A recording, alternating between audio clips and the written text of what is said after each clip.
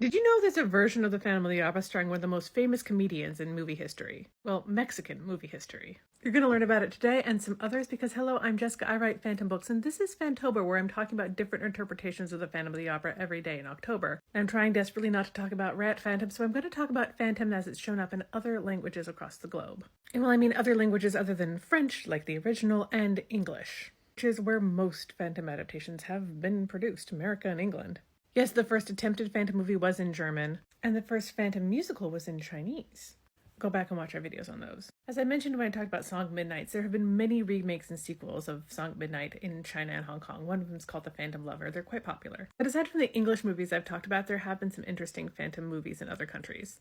Now, some of these I haven't actually been able to watch, but I found out about them and I think they're interesting. And if you've seen them, let me know and tell me if they're good. One is O Fantasma da Ópera, which is a Brazilian movie that came out in 1991. Kind of has a standard Phantom story where people are getting unalived at the opera. There's a guy who wants his music performed, and there's a Christine there, there's a Carlota. But the cool thing is it's set at the Teatro Municipal in Rio de Janeiro, which was built to look like the Paris Opera House. So it has a Phantom connection. There was an Argentinian movie called El Fantasma de la Operetta, which came out in the 50s, and it seemed to be just sort of a general monster movie, not just about the Phantom. Got some Frankenstein and Wolfman action there, and it was more of a comedy.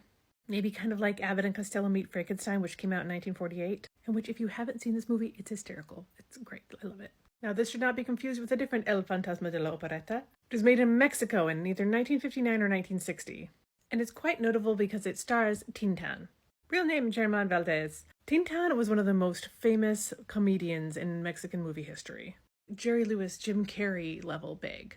Everyone of a certain generation knew him and had seen his movies. He's El Fantasma de la Operetta is definitely a Scooby-Doo sort of movie. This couple moves into a theater and it seems to be haunted, but it's actually like a front for some gangsters.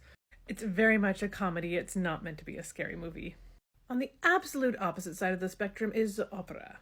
This was an Italian film, and it was a giallo film. It was a dark, scary slasher. It's about murders happening because of a masked man at an opera. Some of the stuff he does, including stuff that makes it onto the poster, is so scary I can't put it here. Things happen with needles and eyes that...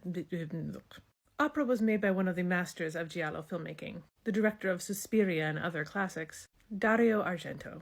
Opera was in Italian, and it was never released in America. But Dario Argento was not content with that. And in 1998, he released another Phantom movie that I will finally talk about tomorrow.